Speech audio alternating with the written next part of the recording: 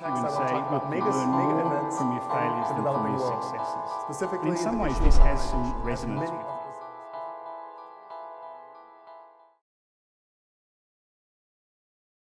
And let me start by telling you about Dale Goldsworthy, a friend of mine who in 2002 went to see his doctor, and his doctor told him, look, I'm afraid that you are at risk of dying.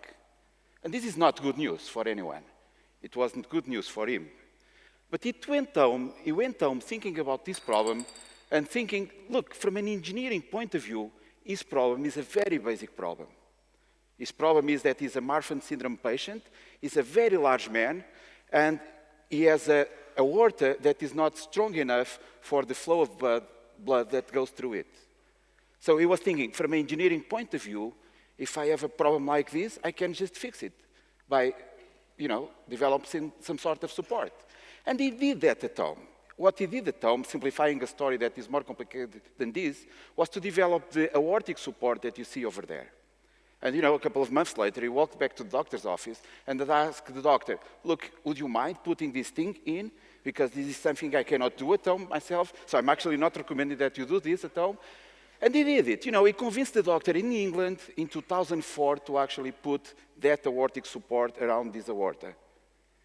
And he is alive. In 2002, he was told that he could die within 2 years. Here we are in 2015, 11 years later, and not just Dale Goldsworthy saved his own life, but he actually saved the lives of 56 other people that use the same aortic support. I'm a researcher in the field of open and user innovation, and what we do is to look at the sources of innovation, try to understand what the role of users, in this case patients, in developing new solutions. And we were intrigued when we bumped into Dale Goldsworthy, but then we couldn't stop bumping into amazing people, like Amit Gofra from Israel, also an engineer. But after a car accident, he became paralyzed. He's tetraplegic. He doesn't move anything below the neck. Still, this man, had the motivation, the incentive to develop the most developed exoskeleton that you see out there that allows paraplegic people to walk. Think about this. If the need is the mother of invention, when knowing that he's going to die because you have a fatal disease or you have a chronic problem like this one, it's a strong incentive to do something about it. And we couldn't stop bumping into amazing people like Louis Plant. Louis suffers from cystic fibrosis, and this is more complicated, but one of the things that he has is this need to clean the lungs, because unlike us, what these patients have is a mucus that accumulates in the lungs, and then you need to take it out. And, many of the solutions out there are not really fancy, are not really sophisticated. They are based on what we call the ketchup bottle principle. So how do you take the ketchup out of the bottle? You clap it, right? You shake it. That's exactly what they used to do to kids. If you shake a kid for up to 4 hours per day, eventually the mucus will come out through expectoration. And Louis knows this story very well because he was actually doing 4 hours of chest clapping per day. He knows how much he suffered because he told me, after a lung transplant, all my body was hurting. And just imagine what it means when you have a fever, your body is hurting, and you have to do this 4 hours per day. I'm telling you about this disease because this is a disease in which the life expectancy has increased from 5 to about 40 years.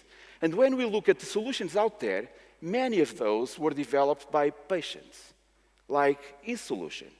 One day, Louis went to a concert, and he was very intrigued because he found out that when the musicians played, he would start coughing. And then the musicians would stop playing, and he would stop coughing. And this was actually classical music, and it was very embarrassing because in a concert you are supposed to be silent, right? And people were looking at him, giving him weird looks, like, please, be silent. In particular during the break, because this was actually his opportunity to do all the coughing, but he didn't feel like doing it. Immediately after the break, what happens is that the amount of the music increases, and he goes crazy. He has this huge crisis of expectoration. He has to leave the concert. And at home, he realizes that this was happening because of the music vibration. He was getting the music vibrations, which was allowing him to shake the lungs, therefore losing the mucus that was coming out through expectoration. He could not go to a concert every day to clean the lungs, but there was one thing that he could do, and he started experimenting at home. He he would put the speakers in front of his lungs, get the vibrations, and feel much better instead of doing the chest clapping. So Louis did that, and then he realized, look, I can eventually cut the sound, which he did. And, again, making a long story short, he developed the frequencer that you see over here, the machine that many patients now use to clean their lungs. Again, another story of an amazing innovation that was developed by a patient. Sometimes these innovations are by caregivers, like Joaquina Teixeira. Now it's a much easier story because this is the story of a mother with a son with Angelman syndrome. It's a complicated problem, but one of the problems that these kids have is that at some point when kids are supposed to stand up and walk, he simply could not do that. He didn't have the muscle, the structure to stand up and walk. And this mother tried all sorts of things. Nothing seemed to work. Except that one day, she went to a party and she took her son. And she was really amazed when she realized that her son was all excited with some balloons that were floating around. And she thought, look, if you get excited with a million balloons floating around, I know the solution. So she went back, she bought 100 balloons, she spread them throughout the house, and shortly after, her son was walking. And she was so amazed by this that she, in fact, told us this story. And I was amazed myself and started talking about this story in conferences like today's conference. And I was amazed by the fact that I started getting feedback from the audience, from people that would tell me, look, my son has the same disease, or has a different disease, or in some cases I had mothers telling me, I think my son is just lazy, but it works too. So, just by talking about this story, I was getting very good feedback. So there was a problem, and we knew about this problem. Users were innovating, patients were innovating to an extent that was surprising, but they were not diffusing. What we did to really confirm that there was enough innovation out there was a study. We first interviewed 500 patients in a patient disease in Portugal, in a patient association in Portugal. And what we concluded was that 8% of these patients had developed solutions that were new to the world. This means that, they told us what they did. We actually found a team of medical doctors who looked at those solutions, and they said, as far as we know, some of these solutions are new. It's not everything that the patients thought that it was new, because in fact, 28% of the things seem to be new to the patient, but not new to the doctors. But still, 8% is a lot. Just imagine that 8% of the patients out there, in fact, did something new for themselves. This is amazing, because suddenly we are talking about millions of people. On one side, people were innovating. On the other side, which was still good news, this was very significant for their quality of life. People were reporting that out of a 5-point Likert scale, this was increasing their quality of life in 2 points. And it's not just the patients, but also the caregivers. And by caregivers, I mean non-professional caregivers. The father, the daughter that takes care of the son. Still very significant, right? What's the bad news? These people were not sharing the news with anyone. The rate of diffusion was very low. Only 5% of the people that developed solutions that were new to the world shared the news with their doctor. They were even afraid, in many cases, of telling their doctors that this was working. So, because we knew that diffusion was an issue, we developed this platform.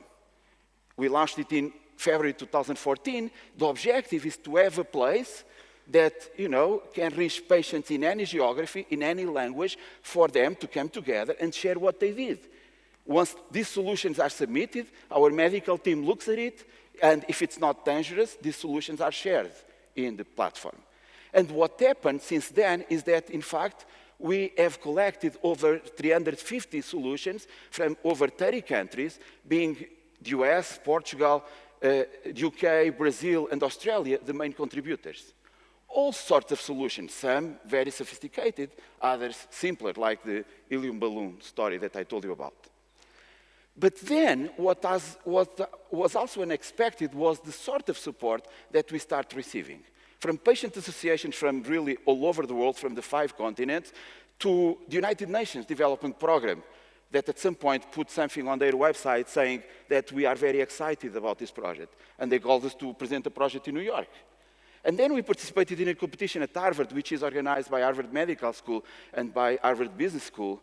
And out of 475 projects, we were the only non-US project that was semi-finalist. And we are very proud to say that we got more votes from the crowd than any other project. But actually, let me brag about it. And in fact, it wasn't just that. We got 5 times more votes from the crowd than the second project that got more votes from the crowd. So we were really happy with this, and then we were intrigued when the European Commission called us a startup to follow.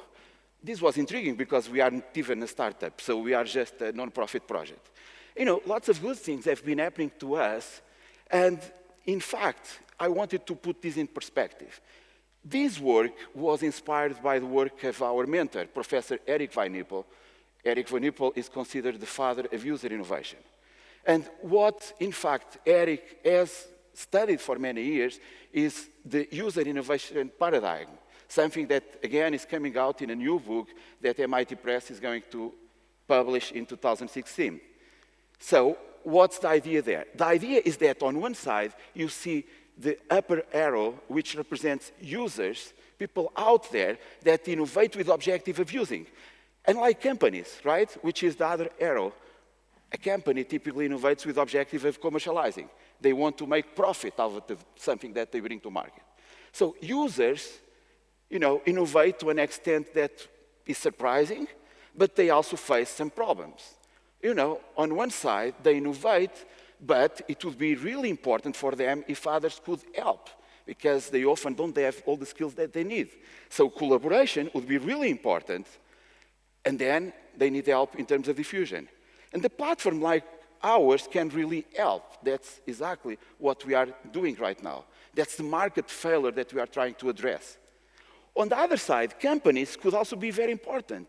If they looked at some of these solutions, and instead of trying to reinvent the wheel, they could just bring these solutions by the patients to the market. So we were finding all sorts of solutions from patients, and I told you about many of these solutions that we found in cystic fibrosis. You know, 50% of the solutions in cystic fibrosis that work for patients were developed by patients or caregivers. Sometimes simple solutions, just jumping in trampolines. But actually, when we called this doctor in in New Zealand, and asked him, how did you come up with this idea that jumping in trampolines is important? Because it's easy to understand, right? When we jump, we shake everything, including the lungs, so that this is good. Because through expectoration, we can again clean the lungs. The doctor told us, look, it wasn't really the patient, because it was a kid, but the parents. So we found out that the parents, of course, or the non-professional caregivers, were really important sources of innovation. So the caregivers, we start looking more carefully at caregivers. People like Debbie Hamilton. Debbie probably developed over 14 amazing innovations for her son that has cerebral palsy. Again, the problem that he is facing is that he cannot stand up and walk. So, among many other things, she developed the UPSI that allows his kid or her son to actually walk. Or Kelly's father. When she needed to do chemotherapy, she would need to stay attached to a bed. He realized, well, this is easy to fix. If I develop the solution that you see over there, which is the intravenous backpack, she can now have fun and walk around. So we were finding all sorts of solutions from patients, caregivers, and then we were really surprised by what happened in terms of people that had nothing to do with healthcare. People like Ivan Owen. So let me tell you about Ivan Owen. Ivan is a puppeteer from Seattle. What he does professionally is puppets for theater. At some point, he did another of these puppets. In fact, it wasn't really a puppet, but it was the hand that you see in the picture. It's an hand that moves and doesn't look very good, but he never did it to look good. He posted on YouTube. There was a video in which that big hand was actually moving. And he was amazed when he got an email from Richard Van As from South Africa saying, look, I'm a carpenter. I used to have 5 fingers, And what happened is that the machine just chopped 3 of my fingers, and now I don't have an hand. I have lack of fingers. I saw your hand. That doesn't look very good, but guess what? I don't have money to buy a real prosthetic that could cost 10,000 euros or dollars. So if you could get me one of those, this would be really cool. And, you know, without knowing, Ivan Owen started collaborating with Richard Van Ass, and he developed an hand for Richard. And then, because this story became known, he started getting all sorts of orders. And at some point, what he decided to do was to develop the code to allow 3D printing of these solutions.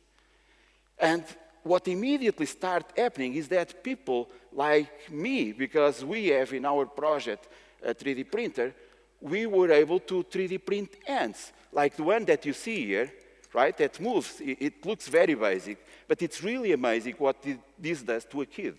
What you see there is Nuno. Nuno is 7 years old. He was born without the arm and the hand. We did one of those hands, the one that you see there, over the weekend, and it cost us 18 euros in material. And here you see Nuno holding, in this case, a bottle of water for the first time in his life, for 18 euros and a couple of hours of printing, and then some guitar chords as well, because we needed some additional materials. You know, now we print arms and hands. This is the process, right? This is our team. You know, you see some of the members of our team here.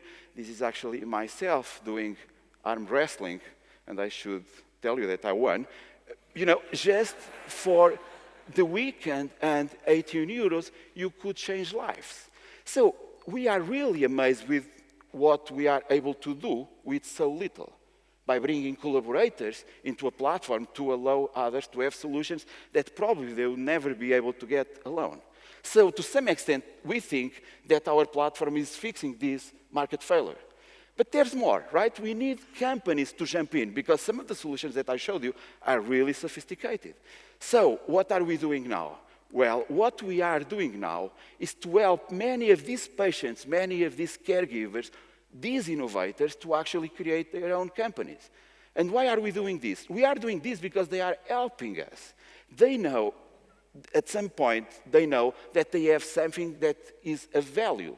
So they ask us, would you mind helping me to bring this to market? Some of them don't care. Others do care, and they ask for help. So that's exactly what we are trying to do right now. So what's the idea? The idea, the dream, if you will, is to create an ecosystem of companies that is created or co-created by patients, non-professional caregivers, in some cases, collaborators like Ivan Owen, that could bring some of these more sophisticated solutions to market. This is what we are doing, and we are a team that is now a large team. On the right side, you see the local team in Lisbon. On the center, you see our amazing advisory board. We are really blessed by the fact that we have now several Nobel laureates in our advisory board. That weren't really my friends, to be honest, but were people that were intrigued by the project and jumped in because they are willing to help. You know, Aaron Shishanover from Israel, Nobel Prize, Richard Roberts, but other people as well that are not Nobel laureates. So this is what we have been doing, and this is Richard Roberts, Nobel laureate in medicine, saying that he thinks this is an outstanding use of social media that should help many disadvantaged people. And I agree. So thank you so much.